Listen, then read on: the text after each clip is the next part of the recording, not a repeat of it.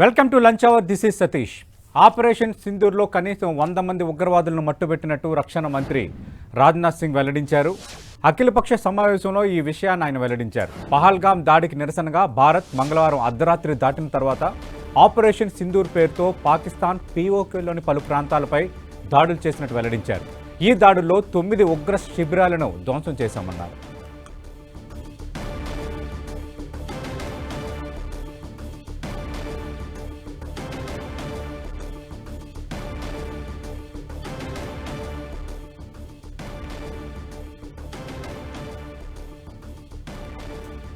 Operation సింధూర్లో కనీసం 100 మంది ఉగ్రవాదులను మట్టుబెట్టినట్టు రక్షణ శాఖ మంత్రి రాజ్నాథ్ సింగ్ వెల్లడించారు. అఖిలపక్ష సమావేశంలో ఈ విషయాన్ని ఆయన చెప్పారు. పహల్గామ్ దాడికి నిరసనగా భారత్ మంగళవారం అర్ధరాత్రి దాటిన తర్వాత ఆపరేషన్ సింధూర్ పేరుతో పాకిస్తాన్ పీఓకేలోని పలు ప్రాంతాలపై దాడులు చేసినట్టు వెల్లడించారు. ఈ దాడుల్లో 9 ఉగ్ర శిబిరాలను ధ్వంసం చేశామన్నారు.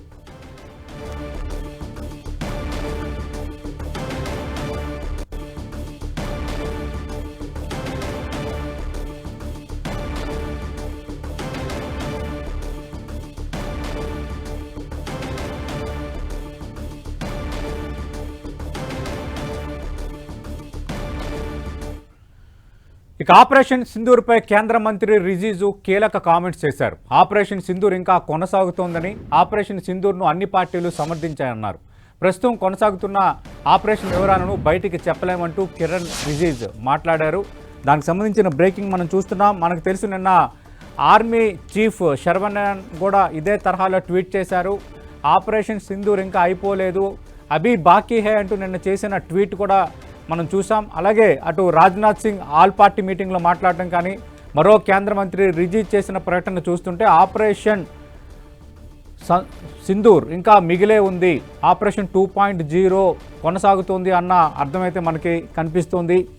అంటే కేవలం ఆ రోజు 9 ఉగ్ర శిబిరాలపై చేసిన దాడితోనే ఆపరేషన్ సింధూర్ అయిపోలేదు, ఇట్ కంటిన్యూస్ అభి బాకీ హే అంటే ఆపరేషన్ సింధూర్ ఇంకా మిగిలే ఉంది అన్న అర్థమైతే మనకి క్లియర్ కట్గా అర్థమవుతోంది. ఎందుకంటే కేంద్ర రక్షణ శాఖ మంత్రి రాజ్నాథ్ సింగ్ ఆల్ పార్టీ మీటింగ్లో చేసిన వ్యాఖ్యలు కానీ, మరో కేంద్ర మంత్రి రిజిజ్ ఆపరేషన్ సింధూర్ ఇంకా కొనసాగుతుందంటూ చేసిన కామెంట్స్ కానీ, నిన్న ఆర్మీ చీఫ్ శర్వనన్ చేసిన కామెంట్స్ చేసిన ట్వీట్ కానీ, ఇవన్నీ చూస్తున్నప్పుడు ఇంకా ఆపరేషన్ సింధూర్ కొనసాగుతుంది అన్నది మనకు క్లియర్ కట్గా అర్థమవుతోంది. ఇప్పటికే ఎల్ఓసిలో పాకిస్తాన్ పాల్పడుతున్న కాల్పులకు అంటే కాల్పుల విరమణ ఒప్పందానికి భిన్నంగా కాల్పులకు పాల్పడుతున్న నేపథ్యాన్ని భారత దళాలు తిప్పుకొడుతున్నాయి.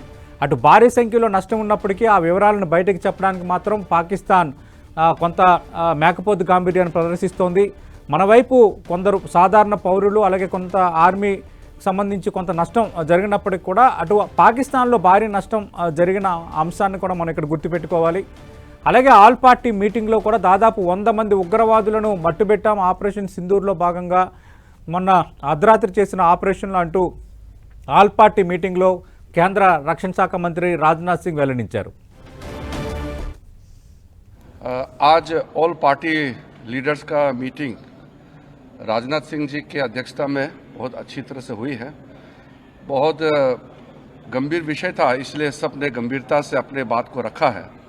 सबसे पहले रक्षा मंत्री जी ने ऑपरेशन सिंदूर के बारे में पूरे लीडर्स को जानकारी दिया, परिस्थिति के बारे में, हालात के बारे में और सरकार का मंशा सारे चीज़ों को लेकर के ब्रीफिंग हुआ.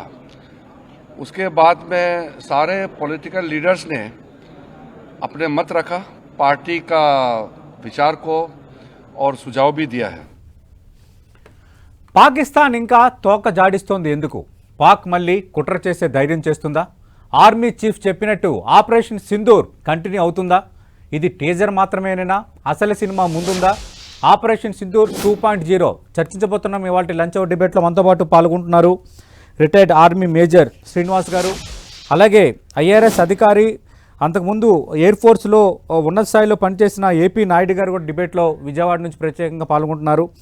ఏపీ నాయుడు గారు, మీకు శ్రీనివాస్ గారికి ఆపరేషన్ సింధూర్ సెల్యూట్ సార్ ముందు. రైట్. ఏపీ నాయుడు గారు, అంటే పాకిస్తాన్ కవ్వింపు చర్యలకు పాల్పడుతోంది గత 15 రోజులుగా పహల్గామ్ ఘటన తర్వాత. అయితే మొన్న అర్ధరాత్రి మనం 9 ఉగ్ర శిబిరాలపై దాడి చేసిన తర్వాత కూడా పాకిస్తాన్ కొంత తోక జాడిస్తున్నట్టుగానే కనిపిస్తోంది. ఎందుకంటే ఎల్ఓసీలు కంటిన్యూగా కాల్పులకి పాల్పడుతున్న పరిస్థితి కానీ, బెదిరింపు వ్యాఖ్యలు కానీ ఇవన్నీ చూస్తున్నప్పుడు మీ అంచనా ఏంటి సార్? అంటే పాకిస్తాన్ ఖచ్చితంగా గట్టిగా స్పందించే అవకాశం ఏమైనా ఉందా? ఇలాంటి పరిస్థితి ఎదురైనా, ఎంత గడ్డి దెబ్బ తిన్నా ఇంకా ఈ విధంగా వ్యవహరించడాన్ని ఎలా అర్థం చేసుకోవాలి?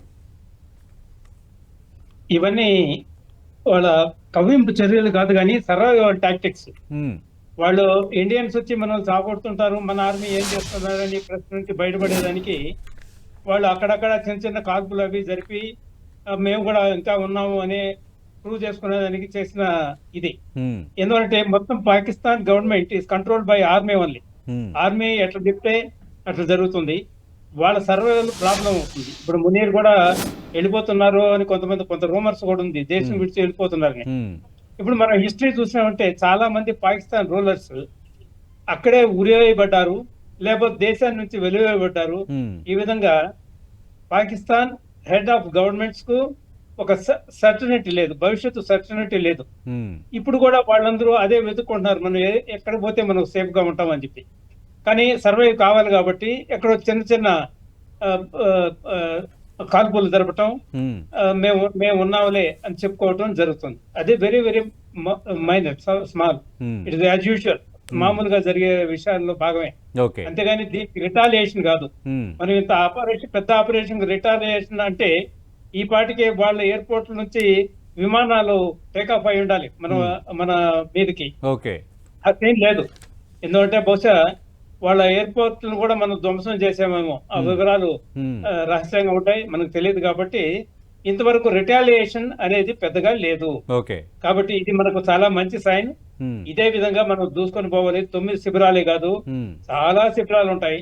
అవన్నీ తీసుకొని అల్టిమేట్ గా పాకిస్తాన్ ఆక్యుపైడ్ కాశ్మీర్, అది క్లియర్ గా చెప్తుంది వాళ్ళు ఆక్యుపై చేశారని. వాళ్ళని అక్కడ నుంచి కదిలించేస్తే గానీ మనకు కొద్దిగా సర్టన్ ఒక 50% పీస్ మనకు దొరకదు. రైట్. మేజర్ శ్రీనివాస్ గారు, ఆపరేషన్ సింధూర్ అయిపోయింది అనుకున్నాం. అంటే ఆ 9 ఉగ్ర స్థావరాలపై దాడి చేయడం ద్వారా గట్టి దెబ్బ కొట్టారు, గట్టి ప్రతిస్పందన చూపించామని అందరూ అనుకున్నాం. కానీ నిన్న ఆర్మీ చీఫ్ చేసిన ట్వీట్ కానీ, ఈరోజు కేంద్ర రక్షణ శాఖ మంత్రి రాజ్నాథ్ సింగ్ చేసిన కామెంట్స్ కానీ, మరో కేంద్ర మంత్రి రిలీజ్ చేసిన ప్రకటన కానీ, అంటే ఆపరేషన్ సింధూర్ ఇంకా మిగిలే ఉంది అంటున్నారు. మీ అంచనా ఏంటి? ఇంకా మిగిలే ఉందా? ఇంకా రానున్న రోజుల్లో పాకిస్తాన్పై కానీ, ఉగ్రవాద శిబిరాలపై కానీ మరికొన్ని దాడులు తప్పవా? వాతావరణం చూస్తే మీకేమనిపిస్తోంది? అంటే మనకి చీఫ్ ఆఫ్ డిఫెన్స్ స్టాఫ్ ఒక మాట అన్నారు కదండి, ఏంటి అంటే అభి పిక్చర్ బాకీ హై. అది ఆపరేషన్ సింధూరా లేకపోతే వేరే ఆపరేషనా, దీని కంటిన్యూషన్ అనేటువంటిది ఇంకా మనకు క్లారిటీ ఉంది. వన్ థింగ్ అయితే, something is happening very wide in line of control. మనం ఫస్ట్ 2 days ఏమనుకున్నాము అంటే, ఓకే ఈ వైలేషన్ ఆఫ్ సీజ్ ఫైర్ అనేటువంటిది చాలా రెగ్యులర్ గా జరిగేటువంటిది కాబట్టి లో ఇంటెన్సిటీ కాన్ఫ్లిక్ట్ కింద దాన్ని తీసుకుని దానికి రిటాలియేట్ చేయడం అనేటువంటి జరుగుతుంది. కానీ ఈ రోజు మధ్యాహ్నం దగ్గరికి వచ్చేసరికి ప్రస్తుతం జరిగినటువంటి సంఘటనలు కనుక మనం చూస్తూ ఉంటే, అక్కడ ఏం జరుగుతుందంటే విపరీతంగా వాళ్ళు మోటార్ షెల్లింగ్, ఆర్టిలరీ షెల్లింగ్ ద్వారా మన లైన్ ఆఫ్ కంట్రోల్ కి యువతల వైపు భారతదేశంలో ఉన్నటువంటి సరిహద్దు గ్రామాల్లో ఉన్నటువంటి పౌరులను ఎక్కువగా గాయపరుస్తున్నారు, అలాగే వాళ్ళని హతమారుస్తున్నారు. This is very serious thing. అంటే గతంలో కూడా ఇటువంటి సంఘటనలు జరిగినప్పటికీ కూడా I think it is slowly the intensity is more, the intensity is very more. వాళ్ళు ఇష్టం వచ్చినట్టు వాళ్ళు రెచ్చిపోవడం, వాళ్ళు ఈ విధంగా ప్రవర్తించడం అనేటువంటిది మనం ఖచ్చితంగా దీనికి అడ్డుకట్ట వేయవలసినటువంటి అవసరం ఉంది. కారణం ఏంటి అంటే వాళ్ళు చాలా ఘోరంగా మనకి అక్కడ సరిహద్దు గ్రామాల్లో నష్టం కలిగిస్తున్నారు. నేను అడిగేటువంటి ప్రశ్న ఒకటే అండి, మరి మీకు కాశ్మీర్ కావాలి, కాశ్మీర్ లో ఉన్నటువంటి వాళ్ళందరినీ కూడా ఆలనా పాలనా చూసుకుంటా అంటున్నారు. మరి ఇటు పాక్ ఆక్యుపైడ్ కాశ్మీర్ లో ఉన్నటువంటి ప్రజల్ని చూసి మనం ఫైర్ చేయడం లేదు. మరి కాశ్మీర్ లో ఉన్నటువంటి ప్రజలను నువ్వు చంపుతూ ఉంటే పొద్దున కాశ్మీర్ తీసుకుని వాళ్ళ వెల్ఫేర్ ఏం చూసుకుంటావు నువ్వు? అంటే కాశ్మీర్ నువ్వు ఓనప్ చేసుకుంటున్నావు, and at the same time నువ్వు కాశ్మీర్ మీదే నువ్వు దాడులు చేస్తున్నావు.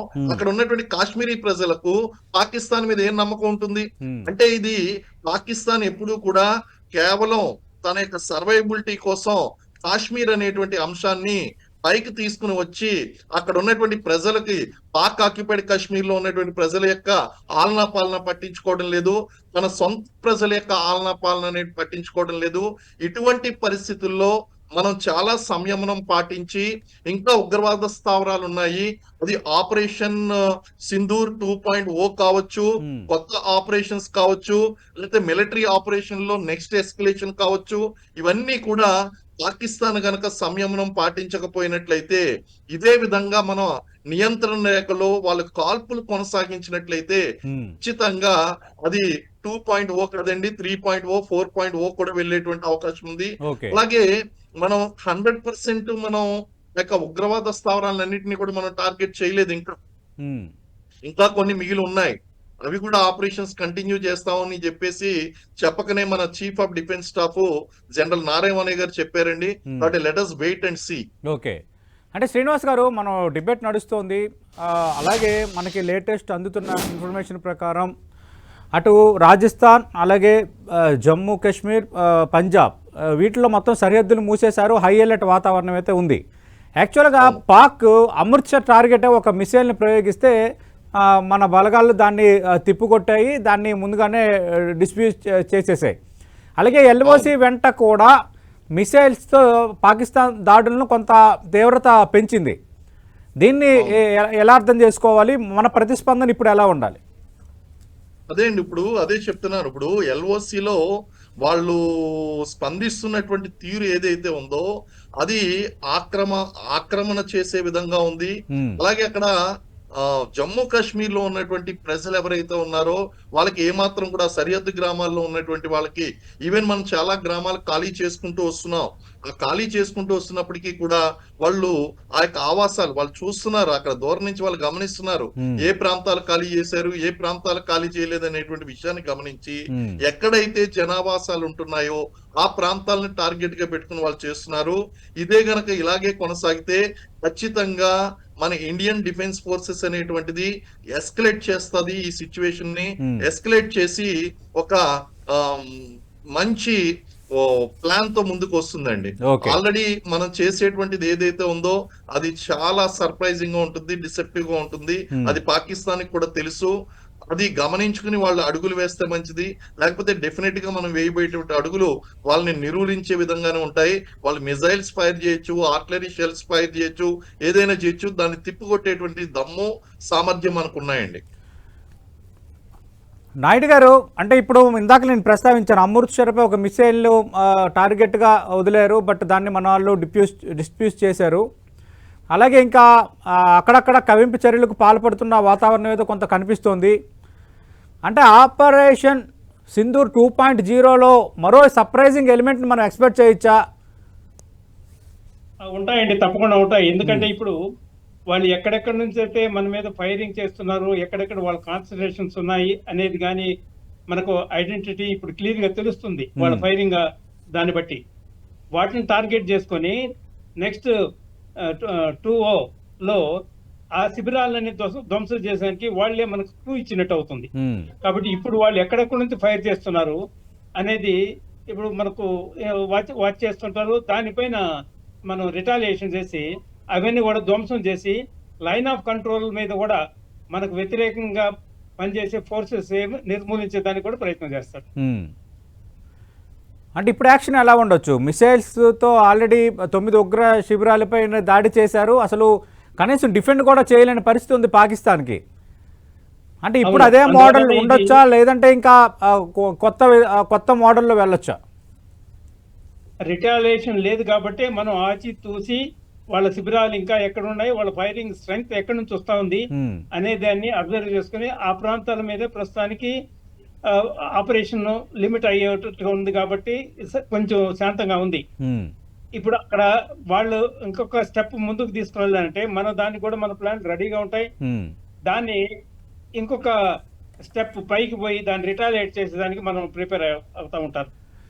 సార్, అంటే కేవలం ఇప్పుడు ఈ ఎయిర్ స్పేస్ అలాగే ఎల్ఓసిలో డైరెక్ట్ ఫీల్డ్ లెవెల్లో అంటే ఇక్కడ వరకే మన పరిమితమయ్యే ఛాన్స్ ఉందా, లేదంటే ఇంకా నేవీ పరంగా కూడా ఖచ్చితంగా కొంత ప్రతిఘటన ఏమైనా ఎదురయ్యే ఛాన్స్ ఏమైనా ఉందా? ఇప్పుడు మనం టోటలీ ఆపరేషన్ అయిపోయిన తర్వాత అబ్జర్వేషన్ లోనే ఉంటాం. ఇప్పుడు నేవీ అవసరం ఇప్పుడు ఏర్పడలేదు, కానీ డైరెక్ట్ గా ఇన్వాల్వ్మెంట్ కాలేదు, కానీ వాళ్ళు యాక్ట్ వాళ్ళు చేస్తుంటారు. Prohibiting any supplies to Karachi port కానీ అండ్ మన గుజరాత్ లో ఉండే గుజరాత్ రాజస్థాన్ ప్రాంతాల్లో ఉండే సీషోర్ దగ్గర ఉండే మన డంప్స్ కానీ ఇట్లా వాటిని ప్రొటెక్ట్ చేసుకునేదానికి మన వాళ్ళు పకడ్బందీగా వ్యూహం రచించుంటారు. వాళ్ళు ఇంకొక స్టెప్ వేసినారంటే మనం ఇంకా 4 స్టెప్పులు వేసేదానికి రెడీగా ఆ వ్యూహం పడుతుంటారు. అంటే మేజర్ శ్రీనివాస్ గారు, అంటే ఇప్పటికీ కూడా పాకిస్తాన్ ఇంకా అబద్ధాలు చెబుతూనే ఉంది. ఇంకా మేము ఒక రాఫేల్ని మేము కూల్చేసాము, ఇంత నష్టం కలిగించాము, ఇట్లాగా తన వక్ర బుద్ధిని ప్రదర్శిస్తూనే ఉంది. ఒకవైపు ఏమో ఈ కవింపు చర్యలకు పాల్పడడం, నేను ఇందాక ప్రస్తావించడం అమృత్సర్పై మిషైల్తో దాడి చేయాలని ప్రయత్నించడం. నిన్న మీరు అన్నట్టుగా చీఫ్ ఆఫ్ సిఎస్డి ఆయన చేసిన ట్వీట్ ఇంకా అభి బాకీ హే అని, ఖచ్చితంగా ఈ 2 రోజులు అంటే రానున్న 24-48 గంటల్లో సర్ప్రైజింగ్ అటాక్ ఎక్స్పెక్ట్ చేయొచ్చా? ఖచ్చితంగా ఉంటుందండి. సర్ప్రైజ్ అన్నప్పుడు మీరు నేను గెస్ చేయగలిగినప్పుడు అది సర్ప్రైజ్ అవ్వదు కాబట్టి ఖచ్చితంగా అది మన అంచనాలకు అందకపోవచ్చు నెంబర్ 1, లేదా మనం అనుకున్న విధంగా ఒక వైల్డ్ గెస్ కింద మ్యాచ్ కావచ్చు. డెఫినెట్లీ దేర్ విల్ బి ఎందుకంటే వాటర్ లో something is happening very wide అండి. ఈ విధంగా ఇంత ఇంటెన్సిటీతో ఫైర్ చేయడం అనేటువంటిది మనల్ని రెచ్చగొట్టడమే చాలా ఖచ్చితంగా. రెండోది, పాకిస్తాన్ చేస్తున్నటువంటి రాఫెల్ యుద్ధ విమానాలను పడగొట్టేశాము, లేకపోతే భారతదేశం మీద 15 ప్రాంతాల మీద మేము దాడి చేశాము, ఎంతమంది సైనికుల్ని చంపేశాము, ఇవన్నీ కూడా ఏంటి అంటే part of psychological war game అండి. ఇక్కడ ఏంటి అంటే ఇక్కడ ఉన్నటువంటి ప్రజలకి లేకపోతే అయితే దాని ఇంపాక్ట్ అంతగా ఉంటుందని నేను అనుకోవడం లేదు ప్రస్తుత కాలంలో. కారణం ఏంటి అంటే ఒకప్పుడు శత్రు దేశాలు ఏదన్నా చెప్పినా మనం ఏం చెప్పినా సరే అవతల వాళ్ళు నమ్మేటువంటి పరిస్థితిలో ఉండేది, ప్రపంచ దేశాలు నమ్మేటువంటి పరిస్థితిలో ఉండేది. ఇప్పుడు మనకి రియల్ టైం ఇన్ఫర్మేషన్ అనేటువంటిది అవైలబుల్ గా ఉందండి. ఆ రియల్ టైం ఇన్ఫర్మేషన్ అనేటువంటిది అవైలబుల్ గా ఉంటే రాఫెల్ యుద్ధ విమానాన్ని పడగొట్టామని పాకిస్తాన్ చెప్తే అంతే స్పీడ్ లో మనం పడగొట్టలేదు అనేటువంటి విషయాన్ని మనం ప్రూఫ్స్ తో సహా నిరూపించగలిగినటువంటి ఫ్యాక్ట్ చెక్స్ మన దగ్గర ఉన్నాయి. కాబట్టి ఇటువంటి సైకలాజికల్ ఆపరేషన్స్ వాళ్ళు చేసినా, లేదా వాళ్ళ పరువును కాపాడుకోవడం కోసం ఇలాంటి దుష్ప్రచారాలు చేసినా సరే ఇది సమర్థవంతంగా మనం తిప్పికొడుతున్నామండి. అండ్ ఇలాంటి సిచ్యువేషన్స్ లో పాకిస్తాన్ ఇంకా ఒక అడుగు ముందుకు వేసి మేము ఫలానా ప్రాంతాన్ని ఆక్రమించుకున్నాము, లేదా మా పౌర ఆవాసాల మీద దాడి చేయగా 1000 మంది చనిపోయారు, 2000 మంది చనిపోయారు, వాళ్లే చంపేసి చూపించేటువంటి అవకాశాలు కూడా ఉన్నాయి. కారణం ఏంటంటే పాకిస్తాన్ కి వాళ్ళ పౌరుల మీద రెస్పెక్ట్ లేదు, వాళ్ళ పౌరుల పట్ల ఏమాత్రం కూడా ప్రేమాభిమానాలు అనేటువంటివి లేవు. వాళ్ళని కేవలం రక్షణ కవచాలుగా ఈ పాకిస్తాన్ ఆర్మీ అండ్ ఉగ్రవాదులు వీళ్ళు వాడుకుంటున్నారండి. ఆ యొక్క పౌరుల్ని ఎలా వాడుకుంటున్నారంటే రక్షణ కవచాలుగా వాడుకుంటున్నారు. అంటే అటువంటి సిచ్యువేషన్ లో మనం ఏ విధమైనటువంటి వ్యాఖ్యలైనా సరే మనం ఎక్స్పెక్ట్ చేయొచ్చు. వాళ్ళు పార్ట్ ఆఫ్ సైకలాజికల్ వార్ఫేర్ లో భాగంగా ఇటువంటి అన్ని కూడా ప్లాన్ చేస్తూ ఉంటారు. మనం దాన్ని సమర్థవంతంగా తిప్పికొడుతూ ఉంటామండి. అంటే నాయుడు గారు, నాకు ఇందాక ప్రారంభంలో కూడా నేను అడిగాను, అంటే ఇంత గట్టి దెబ్బ తగిలినా అంతర్జాతీయంగా ఎలాంటి మద్దతు లభించకపోయినా ఇంకా భారత్కు ఆ రైట్ ఉంది, ఉగ్రవాదం అటాక్ చేసే రైట్ ఉందని చెప్పినా కూడా ఇంకా పాకిస్తాన్ ఎందుకు ఇంకా మనల్ని కెలుగుతూనే ఉంది? అంటే ఇంకా కావాలా? డోస్ ఇంకా మనం పెంచాలా? చాలేదా? వాళ్ళ మీద యూనిటీ మీద వాళ్ళ ప్రభుత్వం కానీ వాళ్ళ మిలిటరీ కానీ సర్వైవ్ అవుతూ ఉంటుంది. వాళ్ళు they cannot keep quiet by circumstances and by political will. వాళ్ళు మిలిటరీ వాళ్ళు సర్వైవల్ కావాలంటే ఎక్కడో చోట ఏదో చిన్న గెలికచ్చాలు ఆడుకుంటూనే ఉండాలి. అందువల్ల వాళ్ళు దీనికి తెగింపు చేస్తున్నారు. అందులో సార్ చెప్పినట్టు కూడా వాళ్ళ ప్రజలని కానీ వాళ్ళ మీద ప్రేమాభిమానాలని ఇచ్చటంతా ఏమి లేవు. They are surviving. అవసరమైతే వాళ్ళని వాడుకొని మనకు బార్డర్ దాటి వాళ్ళని ఉపయోగించుకుంటున్నారు వాళ్ళు. అందువల్ల దీనికి ఒక సెంటిమెంట్ తో ముడిపడిన భావాలు పాకిస్తాన్ ఆర్మీ కానీ పాకిస్తాన్ గవర్నమెంట్ కానీ పాకిస్తాన్ ప్రజల మీద లేదు. కాబట్టి ఇవి జరుగుతుంటాయి. దీనికి వాళ్ళ సర్వైవల్ కి ఇదొక్కటే వాళ్ళకు ఆధారం. ఇది ఎండ్ అయ్యే సూచనలు లేవు. ఎందుకంటే దాంట్లో ఆ ప్రజాస్వామ్యం రాలేదు. ఈ మిలిటరీ వాళ్ళు ఒకరు అనుమానిస్తూ ఒకరి మీద ఒకరు టేక్ ఓవర్ చేసుకోవాలా లేదా దేశం ఇచ్చి పోవాలా అనే అదొక సబ్జెక్ట్, అదే very confusing subject with the army commanders. మేము ఇప్పుడు బంగ్లాదేశ్ వార్ లో కూడా చూసాం కదా, అప్పుడు చిత్తుగా వాళ్ళని ఓడించిన తర్వాత కూడా మనం అగ్రిమెంట్ సంతకం చేసేటప్పుడు ఒకరు గారు అనుకొని ముందుకు రాకుండా పోయిన సందర్భం అది. కాబట్టి అది కొంచెం ఇండిసిప్లిన్డ్ ఫోర్స్ అని చెప్పొచ్చు మాకు అర్థమైనంత వరకు. రైట్, థ్యాంక్ యూ నాయుడు గారు, థ్యాంక్ యూ శ్రీనివాస్ గారు. ఖచ్చితంగా ఆపరేషన్ 2.0 ఉంది, అభి బాకీ హే అన్న వాతావరణం ఇది క్రియేట్ అవుతుంది. పాకిస్తాన్ ఇంకా కవింపు చర్యలకు పాల్పడుతూనే ఉంది.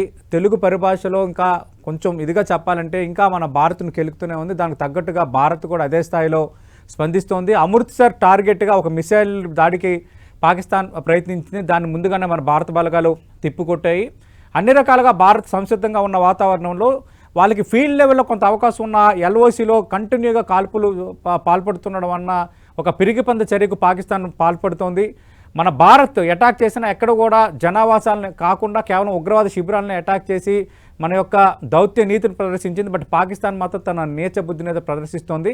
ఇదంతా చూస్తుంటే ఖచ్చితంగా ఆపరేషన్ సింధూర్ 2.0 నిన్న సిడిఎస్ చెప్పినట్టుగా అభి బాకీ ఇంకా మిగిలే ఉంది. ఇది ఇక్కడతో ఆగదు. మరికొద్ది రోజుల్లో పాకిస్తాన్కు మరో గట్టి దెబ్బ, సర్ప్రైజింగ్ ఎలిమెంట్ ఉంటుందని రక్షణ శాఖలో పనిచేసిన, ఆర్మీలో అలాగే నేవీలో పనిచేసిన రిటైర్డ్ ఉన్నతాధికారులు చెప్తున్నారు. బట్ వాతావరణం చూస్తే అదే నిజం కాబోతుందని అనిపిస్తోంది. ఇది వాటి లంచ్ అవర్ డిబేట్.